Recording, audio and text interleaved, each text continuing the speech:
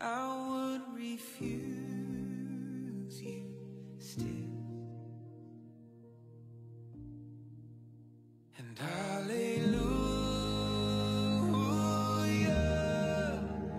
all I have is Christ. Hallelujah,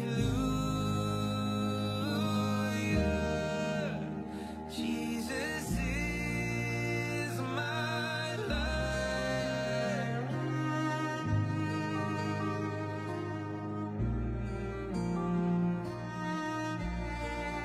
But as I ran my hellbound race, indifferent to the cause, you looked upon my helpless state and led me to the cross. And I beheld God's love displayed. You suffered in my place. You bore the wrath reserved for me. Now all I know is praise. Hallelujah, all I have is Christ. Hallelujah, Jesus is my life. Oh, He is my life. I'm not my own. I'm not my own. Now, Lord, I would be yours alone and live so all might see the strength to follow your commands could never come from me.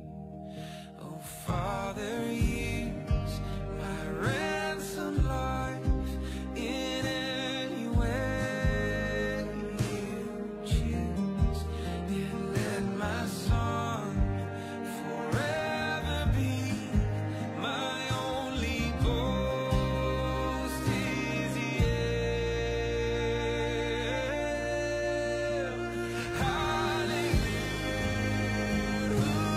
Hallelujah, all I have is Christ. Hallelujah, Jesus is my life.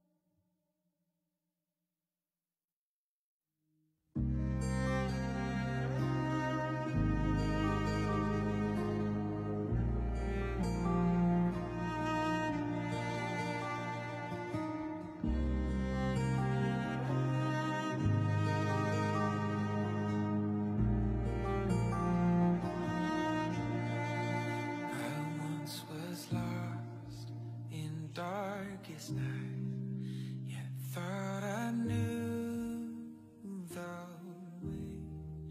The sin that promised joy in life had led me to the grave. I had no hope that you would own a rebel to your will.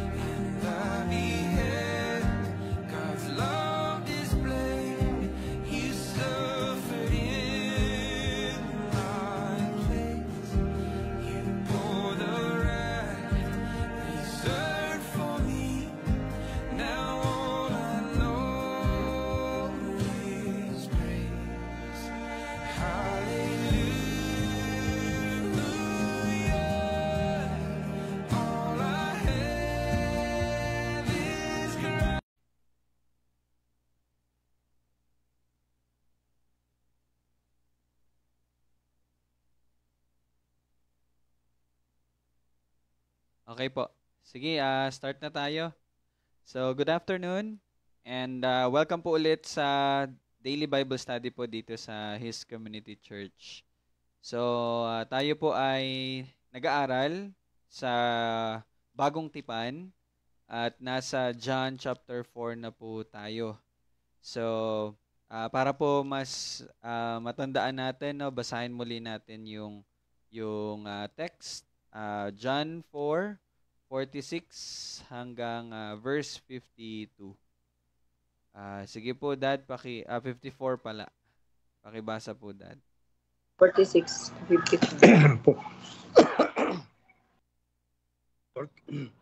46 to 54. Excuse. Pagkatapos ay pumunta siyang muli sa Kana ng Galilea na dooy kanyang ginawang alak ang tubig. At sa Capernaum ay naroon ang isang pinuno ng pamahalaan na ang anak na lalaki ay may sakit. Nang mabalitaan niya na si Jesus ay dumating sa Galilea mula sa Judea, pumunta siya roon at nakiusap sa kanya na siya ay pumunta at pagalingin ang kanyang anak na lalaki sapagkat siya ay malapit ng mamatay. Kaya't sinabi sa kanya ni Jesus, malibang makakita kayo ng mga tanda at mga kababalaghan ay hindi kayo mananampalataya. Sinabi ng pinuno sa kanya, Ginoo, pumunta ka na bago mamatay ang aking anak. Sinabi sa kanya ni Jesus, humayo ka na, ang anak mo ay mabubuhay. Pinaniwalaan ng lalaki ang salitang sinabi sa kanya ni Jesus at siya ay humayo sa kanyang lakad. Habang siya ay papunta, sinalubong siya ng kanyang mga alipin na nagsasabing ang kanyang anak ay ligtas na. Kaya't itinanong niya sa kanila ang oras ang siya ay nagsimulang gumaling. At sinabi nila sa kanya, kahapon ng ika-1 ng hapon, nawalan siya ng lagnat.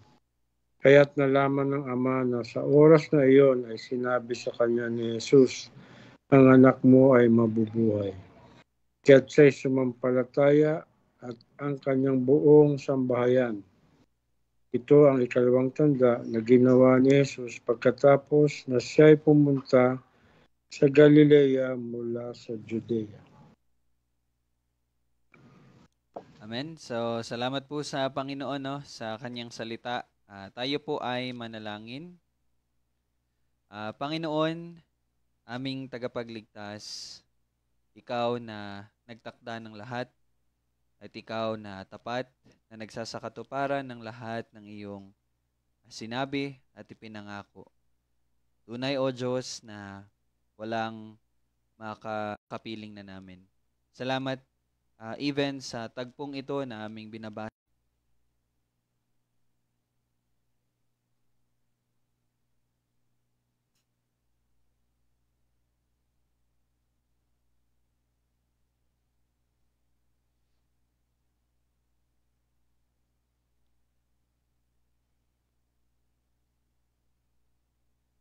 Wait lang po.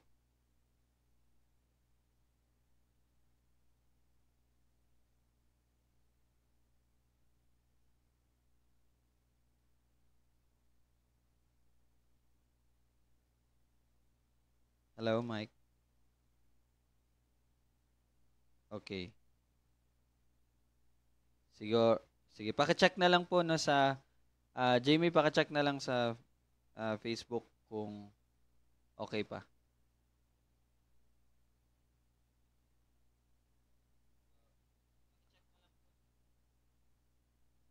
Sige po. Patuloy tayo. So, yun nga po, no, kahapon, we praise God kasi nabigyang linaw na po sa atin yung patungkol po doon sa binasa natin sa verse 43 hanggang 45 na ano yung tinutukoy doon na sariling lupain ng Panginoong Jesus. And kahapon atin pong nabigyan ng paunang tingin no sa teksto at sa konteksto ng ating binasa ay meron pong isang issue dito na pinapakita sa atin upang tayo ay matuto, upang ating maiwasan, upang ating matingnan even sa ating pong paghahayag ng ebanghelyo. So yun po ay yung unbelief, no? Pag sinabi po nating unbelief, ito po yung salungat ng pananampalataya. So ito po yung issue na makikita natin dito sa tekstong ito. So sige, atin na pong tingnan yung bawat verses, no? Sabi po dyan sa verse 46, pagkatapos ay pumunta siyang muli sa Kana ng Galilea na dooy kanyang ginawang alak ang tubig. At sa Capernaum ay naroon ang isang pinuno ng pamahalaan na ang anak na lalaki ay may sakit. So dito natin makikita yung situation. Pero bigyan ko po muna ng pansin itong unang sentence dito po sa verse 46, no? Pagkatapos ay pumunta siyang muli sa Kana. So kung matatandaan niyo po, yung Kana is na describe naman diyan. Nasa Galilea pa rin po ito. Ito po ay yung lugar na kung saan po unang nagpakita ng miracle ang ating Panginoong Hesus, no? Sabi diyan, dooy kanyang ginawang alak ang tubig. So, kung natatandaan niyo po yung Bible study natin doon, napag-aralan na natin siya. Pero meron pala tayong hindi na pag-usapan patungkol po doon. Nag-wonder po ba kayo or parang napatanong po ba kayo sa inyong mga sarili, bakit yun yung pinakauna? No? Actually, marami pong kababalaghan ang ginawang Panginoong Hesus. Pero yung sinabi po doon sa chapter 2, na yung ginawa niyang alak ang tubig, yun po yung pinakauna talaga. Yun yung pinakauna. Although dito po sa teksto na babasahin natin, sinabi dyan sa verse 54, kung mababasa nyo dyan sa verse 54, sabi dyan, ito yung ikalawang tanda, no, na ginawa ni Jesus. Pero actually, hindi ito yung pangalawa na literal. Okay? Kasi kung matatandaan nyo po, bago bumalik ang Panginoong Hesus dito sa Kana, sa Galilea, di ba, nagpunta siya sa Jerusalem, kung saan doon ay nag-celebrate ng kapistahan ng Pasko. Di po ba? Tapos gumawa ang Panginoon ng tanda at kababalaghan. So, ibig sabihin, may ginawa na po siya. Naintindihan niyo po?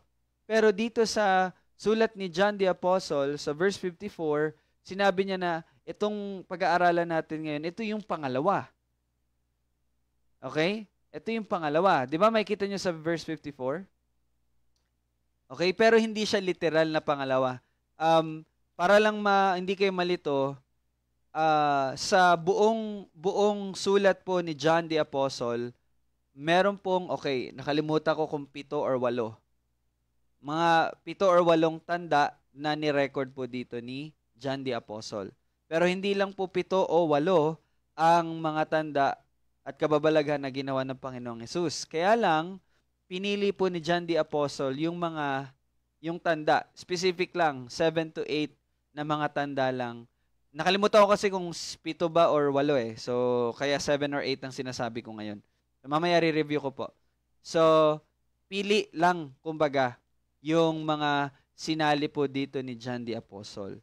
Ibig sabihin, pwede nating sabihin na meron pong greater importance. Bakit po yung bawat tanda na pinili ni John the Apostle, or shall I say, the Holy Spirit ang nagsulat nito, meron pong specific reason. Meron pong kahalagahan. Bakit po yung 7 or 8 lang ang sinali ni John the Apostle? So, babalik po ako dito sa verse 46. Ang Panginoong Hesus ay pumunta muli sa Kana ng Galilea na dooy kanyang ginawang alak ang tubig. And again, ito po talaga yung literal na pinakauna. Okay, at ito rin po ang nirecord ni John na pinakauna. So, may tanong po ako sa inyo. Hindi po ba kayo napapatanong bakit yun yung naging una na ginawang alak ng Panginoon ang tubig? No, hindi po ba kayo nahiwagahan doon? Bakit yun? Pwede namang, 'di ba, parang mas engrande or mas parang kakaiba na natanda or kababalaghan ang ginawa ng Panginoong Hesus. Pero bakit po kaya iyon yung una? No? Kasi actually, nung pinag-aaralan ko rin yung John chapter 2, yung time nga na yun, natanong ko talaga, bakit kaya ito? Ano kayang significance? Kaya lang, hindi ko siya masyadong napag-aralan. And then, one night, nakikinig ako sa podcast, sa The Narrow Path Podcast. Si Brother Simon, na pastor ng, nakalimutan ko yung pangalan ng church nila. Pastor siya. Yan, sinabi niya, nabanggit niya yung John chapter 2, and nabanggit niya yung kahalagahan. So, yan din. Gusto kong i-share sa inyo ngayon. Pero gusto ko lang itanong, meron po ba kayong parang narinig, nabasa, patungkol po doon ba? Or kayo, naisip nyo din po ba na bakit ginawa niyang alak ang tubig? Bakit yun yung pinakauna niyang ginawa? Di po ba?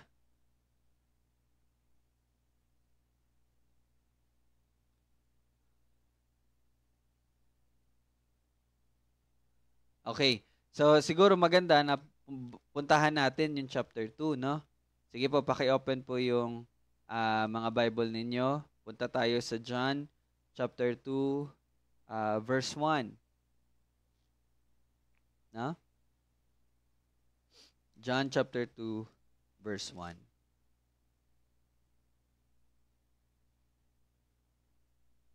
Okay, kung makikita nyo po dyan, sa John chapter 2, verse 1, mahalaga po itong sinabi dyan, no? Nang ikatlong araw. Okay, nang ikatlong araw. So, ibig sabihin, yung nangyari po sa Kana ay ikatlong araw mula po doon sa, kung matatandaan nyo yung na-introduce sa Panginoong Hesus yung mga unang alagad, no? Sila Andrew, sila Philip, si Simon, no? Mula po doon, 'di ba, meron pong araw na binanggit. So itong time na to nung pumunta sila sa Kana, ikatlong araw. Now, sa pag-aaral ko po, sa pagbabasa ko po, yung ikatlong araw po is kailan po nabuhay muli ang Panginoong Hesus? Sa ikatlong araw. Tama po? Okay, sa ikatlong araw po, nabuhay ang Panginoong Hesus. So, meron palang importance tong ikatlong araw. No? So, ikatlong araw nabuhay po ang Panginoong Hesus. And then, kung pupuntahan po natin ang verse 2, okay? Review lang natin. Yung verse 2, makikita niyo po dyan na inanyanyahan din si Jesus at kanyang mga alagad sa kasalan. Okay?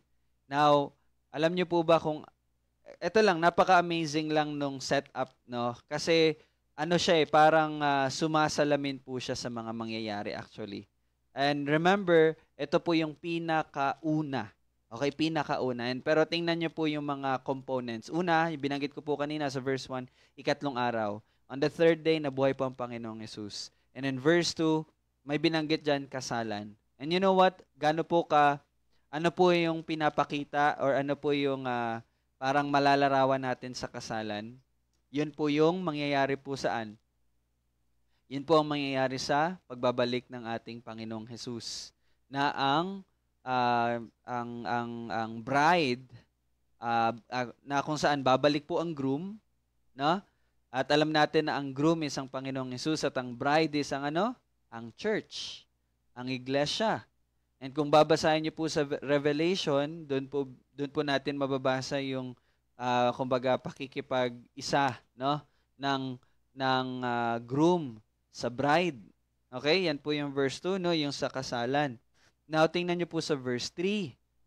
Sabi diyan sa verse 3, nang magkulang ng alak, sinabi ng ina ni Jesus sa kanya wala silang alak. Now, alam niyo po ba yung alak? Ito po ay patungkol sa wine. 'Di ba? Sa wine. At alam niyo po ba ano po ang sinisimbolize ng wine? It symbolizes the new covenant. 'Di ba? The new covenant. Matatandaan niyo po 'di ba sa ating pag-alala po ng Last Supper na tinatawag, 'di ba? Merong tinapay at merong wine. At anong sabi ng Panginoong Hesus? This cup of wine is the new covenant. So the wine represents the new covenant. Okay? The new covenant. Now, ito lang yung maganda, verse 4. Wow, na-amaze ako ngayon kasi kada verse pala ito. Hindi ko kasi ito pinipare na ganito. Basta sinulat ko lang. And in verse 4, tingnan nyo po yung sinabi dyan. Sinabi sa kanya ni Jesus, babae, anong kinalaman niyon sa akin at sa iyo? Ang aking oras ay hindi pa dumating. Now, ito po yung mahalaga. Yung phrase na sinabi ng Panginoong Jesus, ang aking oras ay hindi pa dumating. Now, anong ibig sabihin niya dito na oras na hindi pa dumating? Ito ay patungkol sa kanyang kamatayan. Di ba? Ito ay patungkol sa kanyang kamatayan. So makita nyo dito, sa verse 4, may binabanggit ng Panginoon Jesus, in which yun ay patungkol sa kanyang kamatayan. And in verse 5, sinabi ng kanyang ina sa mga lingkod, gawin ninyo ang anumang sabihin niya sa inyo. So makita natin dito yung submission ni Mary. And in verse 6, doon ay mayroong 6 na tapayang bato para sa kaugaliang paglilinis ng mga Hudyo na naglalaman ang bawat isa ng 2 o 3 bangang tubig. Now, ngayon, ito pong verse 6 na makita nyo dito na 6 na tapayang bato. Alam nyo po ba na malalaking ano pala to? Malalaking container. And kung matatandaan ko correctly, ang pwede nyo makuha doon sa 6 na yon ay around 180 to 200 gallons. Okay? Gaano ba kalaki yung isang galon? Laki, no? No? So, 180 to 200 gallons po ang laman nun. Okay? Now, anong pinapakita po nito? Pinapakita po noon ang abundance ng favor ni Lord or yung grace, yung biyaya, yung kasaganahan ng biyaya ng Panginoon. Now, meron din pong isang binanggit dito na yung laman po ng mga bato na yon, di ba tubig? At yung tubig po na iyon ay ginagamit para sa, makikita nyo sa verse 6, para sa kaugaliang paglilinis ng mga Hudyo. Okay? Kaugaliang paglilinis ng mga Hudyo. Ibig sabihin po, bago po kasi sila pumasok sa isang seremonya, yung tubig na yon is ginagamit sa kanila upang maglinis, no? Sa kanilang kamay, sa kanilang paa, para maging, kumbaga para maging katanggap-tanggap sila doon sa gagawin na seremonya. And this time, ang seremonya na gaganapin is ang kasalan. No? Now, ano pong nangyari doon sa tubig? Doon sa tubig sa loob noon, di ba? Ginawang alak. Ginawang wine ng Panginoong Hesus. Now, ano po yung sinisimbolize noon? Ang sinisimbolize po noon is yung, di ba sabi dyan, kaugaliang paglilinis ng mga Hudyo. That's part of the old covenant. Yan po ay parte ng old covenant. Now, pinapakita po dyan na yung pagpapalit ng Panginoong Hesus doon sa tubig na yon into wine is inauguration. Pag sinabi nating inauguration, official, formal na pagsisimula ng isang bagay. Tama? Di ba? Inauguration yan. Okay? So, yung pagpapalit po ng Panginoong Hesus sa tubig sa ginawa niyang wine is pagpapakita po na yung the old covenant ay tapos na at ngayon magsisimula na ang new covenant. Okay? Pero dito sa verse 6, hindi pa nangyari, hindi pa binago ng Panginoong Hesus, di po ba? Hindi pa niya binago. Pinapakita lang sa atin yung situation. At tandaan niyo po, sinabi ng Panginoong Hesus sa verse 4, sabi niya, ang oras ko ay hindi pa dumating. Di ba? Pero, ano po ang nangyari sa verse 7? Tingnan niyo po sa verse 7 na nangyari. Sinabi sa kanila ni Jesus, punuin ninyo ang tubig ng tubig ang mga tapayan, kanilang pinuno ang mga ito hanggang sa labi, no? And in verse 8, sinabi niya sa kanila, kumuha kayo ngayon at inyong dalhin sa pinuno ng handaan at kanilang ang dinala. At ano po ang natikman ng pinuno ng handaan? Nang natikman ng pinuno ng handaan ng tubig na naging alak. Okay? So, ibig sabihin, ginawa na po ng Panginoong Hesus yung tubig na alak. Now, tandaan niyo po, anong sinabi ng Panginoong Hesus sa verse 4? Hindi pa dumating ang kanyang oras. Diba? Sa verse 4, matatandaan niyo, verse 4, ang aking oras ay hindi pa dumating. Ibig sabihin, very clear, ang malinaw po ang pinapakita dito ng Panginoong Hesus na hindi pa magsisimula yung gawain ko, hindi pa takdang oras. Pero maya-maya ginawa niya na pong ginawa niya na pong alak ang tubig. Ano pong pagpapakita nun? Ibig sabihin po nun, this time, ito pong pinakaunang tanda na na-record. Pinakaunang tanda na ginawa ng Panginoong Hesus is ang tanda ng pagsisimula ng kanyang gawain, which is pagsisimula ng New Covenant. That's why, ang unang tanda na ginawa niya is ginawa niyang alak ang tubig because ito ang pagsisimula ng New Covenant. That's the importance. Yun po ang kahalagahan ng pinakaunang tanda na ginawa ng Panginoong Hesus. Yun po ang kahalagahan nung nangyari sa Kana, yung sa kasalan. And lahat nung binanggit, lahat nung mga impormasyon na binanggit natin kanina, wine, ikatlong araw, wedding, yung anim na tapayan, 'di ba? And yung tubig na ginagamit para sa paglilinis na connected sa Old Covenant, makikita niyo po, 'di ba? Makikita niyo po lahat po ng iyon is connected po sa New Covenant at connected po sa transition, pagbabago kumbaga, mula sa luma patungo sa bagong tipan. So that's the importance. Okay? Nakuha niyo po ba 'yon? Naintindihan niyo po 'yon?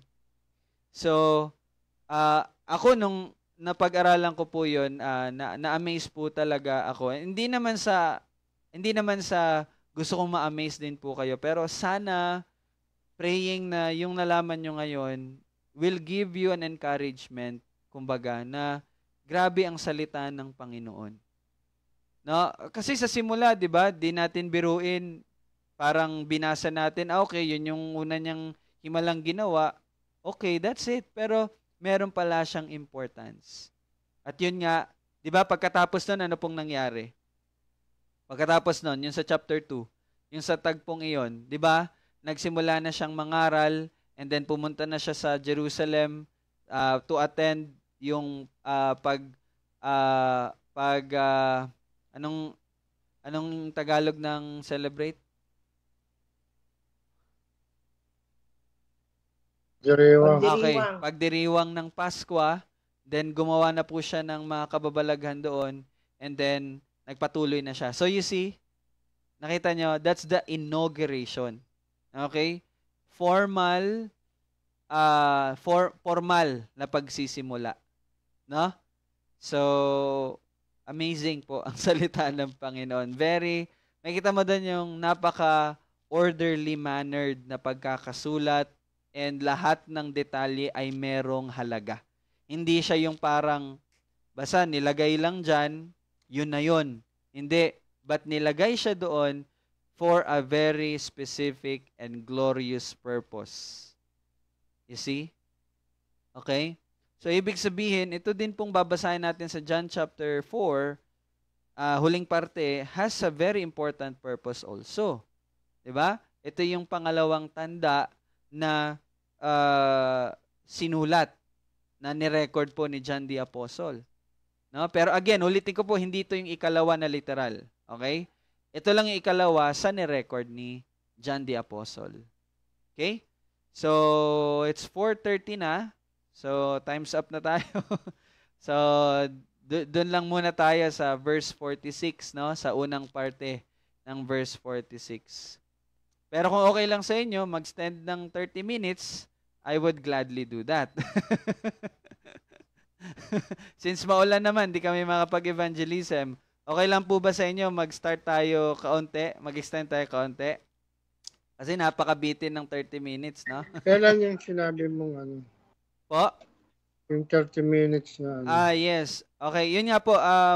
Regarding that, hindi ko pa kasi po tayo nakapag-finalize ng ano, no? Tsaka hindi ko pa siya masyadong na-ready. Although meron naman na. So, siguro kung magsisimula tayo, probably next week. Kaya lang po, ito yung iniisip ko po, no? August, mag-i-start na po ako ng seminary. So, matcha-change ulit yung schedule.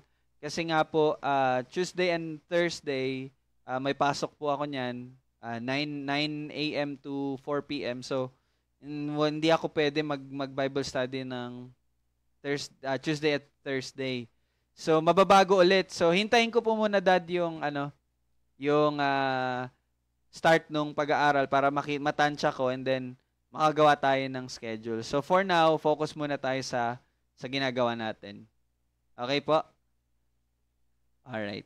Sige, thank you po, Dad, sa pagtanong. So, okay, let's continue. Verse 46. At sa Capernaum ay naroroon ang isang pinuno ng pamahalaan na ang anak na lalaki ay may sakit. So, dito po sa pangalawang parte ng verse 46, meron na pong inintroduce in which dito po iikot yung ating pag-uusapan. Now, sino po dito nakapag-aral at nakapag-search gaano kalayo ang Capernaum sa Cana? Kasi mahalaga po yan. Mahalagang impormasyon po to. Gaano kalayo ang Capernaum sa Cana? Ito, tinatanong ko po ito sa inyo para makita nyo po na kapag nagbabasa kayo, merong lugar na binanggit, maganda po talaga na tingnan nyo sa mapa, para ma-imagine nyo po, kasi magandang, malaking tulong din po yan sa pag-aaral at pag-uunawa ng salita ng Panginoon. Kaya tinatanong ko po siya. So, may nakapag-search po ba gaano kalayo ang Cana sa Capernaum? Parang balanga. Okay. Tama ka, Dad. Parang balanga. Kabkaben to balanga. Ganun po kalayo ang Cana sa Capernaum. So, around 18 to 25 miles. Miles ang gamit nila. Pero sa kilometro, 30 to 40 kilometers. So, kabkaben to balanga nga po ang layo. So, ganun po kalayo ang Cana sa Capernaum. Now, imagine, ang ating Panginoong Yesus ay nasa Cana. So, sabihin natin, nasa kabkaben. Okay? And itong isang pinuno ng pamahalaan ay nasa Capernaum. Okay? Ibig sabihin, nasa balanga siya. Ganun siya kalayo, no? Now, ito pong sinabi dito na pinuno ng pamahalaan, kailangan maunawaan din po natin to kasi mahalaga din po ito. Now, sino po nakapag-search dito? Anong ibig sabihin ng pinuno ng pamahalaan? Anong pamahalaan to? No? Ano ba yan? Ano ba yan? Kumbaga parang kapitan ba siya or mayor ng Galilea or gobernador? Parang ganun ba? No? So ano pong ibig sabihin nito? Isang pinuno ng pamahalaan.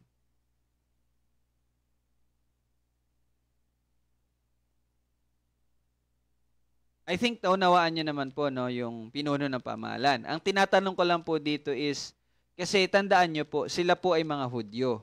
Pero sila po ay napasailalim po ng pamahalaan ng Roman Empire. Ibig sabihin, yung namamahala talaga sa pinakataas ay hindi po mga Hudyo. So parang gusto ko lang i-classify, ito bang sinabi na pinuno ng pamahalaan ay Hudyo ba or Hentil? Pag sinabi nating Hentil, kabilang sa Roman Empire. Kasi ang Roman Empire naman, hindi naman yan sila mga Hudyo. So, Hentil yan sila. So, yun lang yung gusto kong maging malinaw sa inyo. Kung itong isang pinuno na to ay pinuno ba na Hudyo or pinuno na Hentil. Mahalaga po kasi na ma-identify natin yun eh. Sa pag-aaral nyo po hindi po sa tingin nyo lang. Sa pag-aaral nyo, ano po?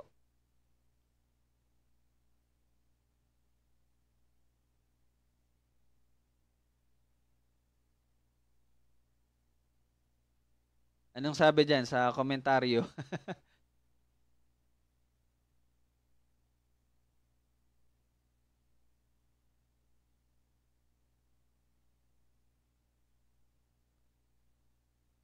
Yun po ay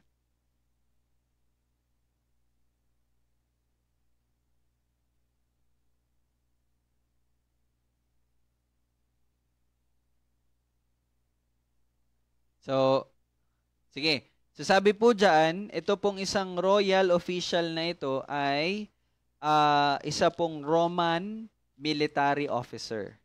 Okay? Roman military officer. So pag sinabi nating Roman military officer, Hudyo o Hentil? Hudyo. Hentil. Roman nga eh. Roman nga siya eh. Roman military officer. So, Hentil siya.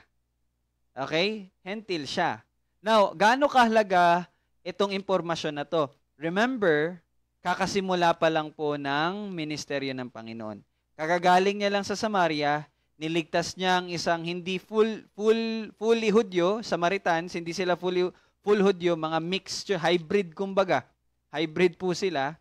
Ngayon, bumalik siya sa Galilea, and ngayon may inintroduce sa atin na tao, siya po ay isang Roman military officer. Ibig sabihin, this time hindi na siya mix, but full Hentil. Hentil po ito. Hentil po ito. Now, ganito po para ma-imagine nyo po, yung mga taga-Judea po, mga Hudyo. Yung taga-Samaria naman, yung nasa gitna, mga mix. Okay? Or minsan full na Hentil. Mga Galilea naman, yung Galileans, mga Hudyo din po yan. Okay? Hudyo din po sila. Naintindihan niyo po?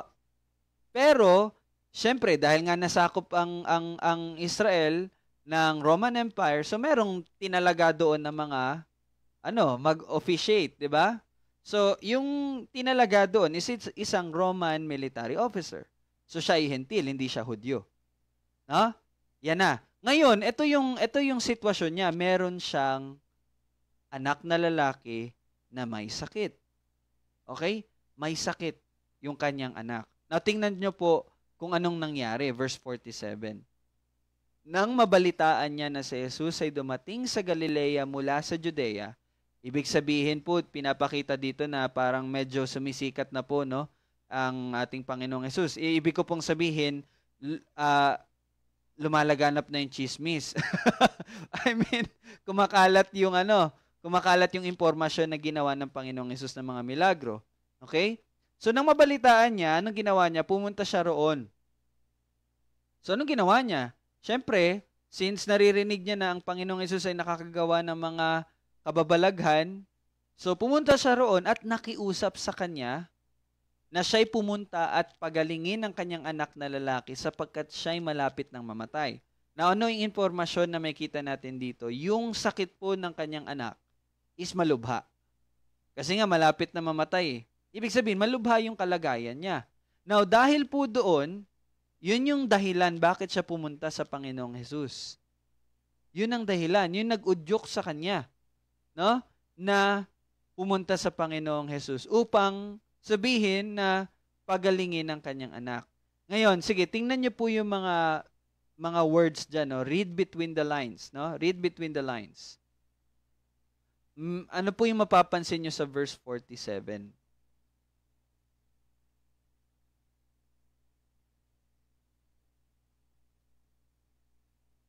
No, sige, para po mas maging malinaw, bigyan ko kayo ng clue. Ito ba'y pagpapakita ng kanyang pagtitiwala sa Panginoong Jesus? Kasi, okay, the situation is this. Pumunta siya upang sabihin sa Panginoong Jesus na pagalingin ang kanyang anak. No? Ito ba'y pagpapakita ng pagtitiwala niya kay Jesus? O hindi? Dito lang po tayo magtatapos, verse 47.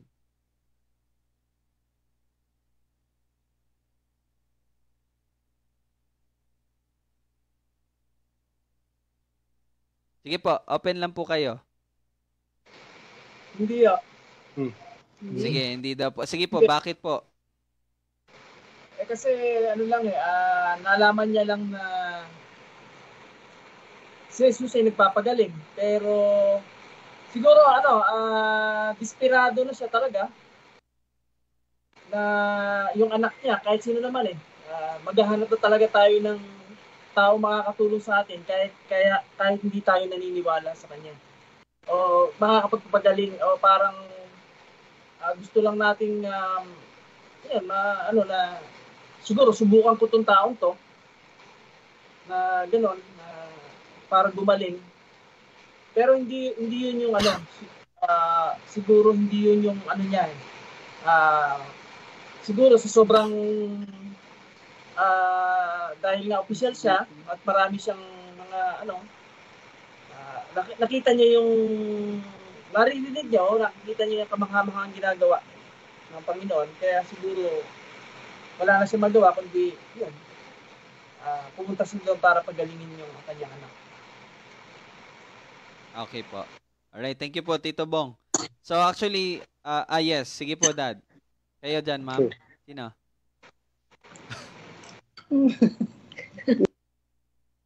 Wala. Okay na? Di ba nga kasi nga malibang sabi sa 48, malibang makakita kayo ng mga tanda at mga kababalagan ay hindi kayo mananampalataya. I mean, dahil lang doon kaya siya nag-try. Ano ba? Mm-hmm. Okay. So yun po, no? So yun, maganda po yung sinabi ng ating mga tatay. So actually, ang magpapatunay po sa sinabi po ni Tito Bong, tama po yung sinabi ni Tito Bong, ang magpapatunay po nun is verse 48. No? Kasi dito, pagkatapos kasi sabihin yun nung opisyales, ito yung sinabi ng Panginoong Hesus. Ibig sabihin, yung pagpunta po dito ng opisyal is, yun nga, sabi ni Tito Bong, dala lang po ng pangailangan. Kasi desperado na siya eh. Kumbaga critical na yung sitwasyon ng kanyang anak. And then nakakarinig siya na, merong isang lalaki na nagpapagaling, gumagawa ng kababalaghan. So, syempre, kung ikaw nakakarinig ng iyon at ikaw ay nasa sitwasyon na ganito, gagawin mo ang lahat, no? Gagawin mo ang lahat. So, pinapakita po dito sa verse 47 is hindi po pananampalataya kung sino si Jesus. But, ang pagtingin niya po sa Panginoong Hesus is nakakapagpagaling. Yun lang. Okay? Kaya nga, di ba, sabi nga po natin kahapon, ang issue po talaga dito is yung unbelief. Kung ikaw ba ay savior seeker or sign seeker ka lang. Diba? Ano bang hinahanap mo? Ang tagapagligtas o yung mga sinyales, yung mga tanda? Yun lang ang tinitingnan mo. And clearly, itong verse 47, yun po yung pagtingin ng opisyales dito sa ating Panginoong Hesus. At hindi lang yun. Tingnan nyo po, ito last na. Hindi lang po, tingnan nyo po. Nung pumunta po itong opisyales na to, sabi niya, nakiusap sa kanya na siya'y pumunta at pagalingin ang kanyang anak. Now, dito nyo rin po makikita na isa sa paglalarawan ng pagtingin or kung ano yung pagtingin ng opisyalis na to sa Panginoong Hesus. Although nagpapagaling po siya, pero makikita natin dito na yung limited view niya sa ating Panginoong Hesus. Unang-una, hindi niya siya nakikita bilang tagapagligtas. Nakikita niya lamang siya bilang tagapagpagaling. Pero even sa pagtingin niya ng Panginoong Hesus ay tagapagpagaling lang, nandun pa rin po yung limited view. Ano po ibig kong sabihin? Kasi kailangan pang pumunta ng Panginoong Hesus doon sa Capernaum. Kailangan niya pa mag-travel doon patungo sa Balanga, yun yung distansya, no? Sa Capernaum para lang mapagaling yung kanyang anak. Ibig sabihin, kailangan na nandun ang Panginoong Hesus. Nakikita niyo po yan? Ibig sabihin yung limited view niya sa kapangyarihan ng Panginoong Hesus. Hindi pa ganun kalawak or hindi pa ganun kalawak ang pag-unawa niya. In which, basta naunawa niya lang, nakakapagpagaling, pero sa pag-iisip niya, kailangan mo pumunta para mapagaling. So again, pagpapakita ito ng limited view. No? Ibig sabihin, mababaw na pagtingin sa ating Panginoong Hesus. Kasi bakit ko po ito nasabi? Kung matatandaan niyo po sa Matthew, meron din pong tagpo na may pinagaling din po ang Panginoong Hesus na anak din po ng hindi anak, alagad ng isang Roman centurion, or yun, parang sundalo sa Roman soldier. Yung centurion, Roman soldier po yan, na sinabi ng Roman soldier, hindi mo na kailangan pumunta. Natatandaan niyo po yung story na yon? Di ba? Hindi mo na kailangan pumunta, sabihin mo lang, mangyayari yon. Kasi kahit ako, isa akong tao na may otoridad. So may kita niyo doon yung pagtingin niya sa Panginoong Hesus is isang tao na ang Panginoong Hesus ay may authority na hindi niya na kailangan gumalaw. Basta sabihin niya lang, okay, magaling na yung alagad mo. Di ba? Ganun yung pananaw niya. Ito naman, iba. Nakita niya? Yung pagtingin niya sa Panginoong Hesus, kailangan mo pumunta para gumaling. Okay? So again, may kita niyo dito yung kalagayan ng opisyalis dito. Wala pa talaga siyang halos na kaalaman patungkol sa Panginoong Hesus. Kaya ganun ang nasasabi niya. Pero again, ito ang gusto ko pong makita ninyo. Ito pong taong ito is hindi nananampalataya. Okay? Hindi po siya nananampalataya. Bagkus siya po ay nandyan dahil unbelief talaga. Walang pananampalataya. Nandun lang siya dahil sign seeker din siya. Ang tanging dahilan bakit siya pumunta doon para sa kapakanan ng kanyang anak. That's it. Now, bakit ko po ito binibigyan ng diin? Kasi mahalaga po ito na impormasyon upang makita nyo po ang pagliligtas ng Panginoong Hesus. Okay? So, ayan, binibigyan ko na po kayo ng parang trailer para sa next episode bukas. Okay? Mahalagang maunawaan ninyo na siya ay sign seeker. Ang tanging dahilan nandun siya dahil para sa kagalingan ng kanyang anak, at may mababa siyang pagtingin sa Panginoong Hesus dahil kailangan pa pumunta ng Panginoong Hesus doon sa Capernaum para magpagaling. Pero in the latter, ibig ko pong sabihin sa mga susunod na mga tagpo, you will see ang grace ni God at yung pagbabago nitong opisyalis na to. So, yan, binibigyan ko na po kayo ng So, pagpapatuloy natin bukas. So, basahin niyo po, aralin niyo po, sana makita niyo po yung sinasabi ko po. No? Yung grace ni God at yung pagbabago talaga. Okay? So, pero ngayon, ito po yung sitwasyon niya. And isa sa mga napag-aralan natin is yung kahalagahan ng pinakaunang tanda na ginawa ng Panginoong Hesus, the inauguration or formal na pagsisimula ng New Covenant. Siyempre, sino bang ng New Covenant? Our Lord Jesus Christ. So, yun po yung kahalagahan nun. Yung unang miracle, yung ginawa ng Panginoong Hesus ang tubig na alak. No, sa John chapter 2. Nagre-review lang po ako ha. Okay, so bukas po patuloy natin verse 48. Pag-usapan natin ng verse 48. Okay po? So dito muna tayo magtatapos. Praise God sa kanyang pagpapaliwanag ng kanyang salita. So let us pray. Let us pray. Ama namin, kaluwalhatian ay sa iyo lamang. Papuri ay para sa iyo lamang, Panginoon. Tunay na ang kaligtasan ay nasa sa iyo. Salamat, Panginoon, dahil ito'y panibagong pagpapalakas sa bawat isa at pagpapalawak ng aming kaunawaan, ng iyong pag-ibig, ng iyong habag, lalong-lalo na, Lord, sa pagliligtas mo sa amin. At ito'y isang halimbawa mo, Panginoon, kung gaano kalaki, kalawak, kalalim ang iyong pag-ibig, na tunay na kami ay makasalanan pa, kami ay niligtas mo, Panginoon. Salamat, O Diyos, sa pag-ibig, sa ebanghelyo, sa magandang balita, at sa kasiguradaan ng kaligtasan, dahil ang kaligtasan ay nasa sa iyo at hindi sa amin. Purihin ka, Panginoon, ikaw lamang at wala nang iba. Ito aming panalangin sa pangalan ni Jesus. Amen at amen. Okay, thank you po. See you po ulit bukas. Ingat po kayo. God bless. Bye-bye.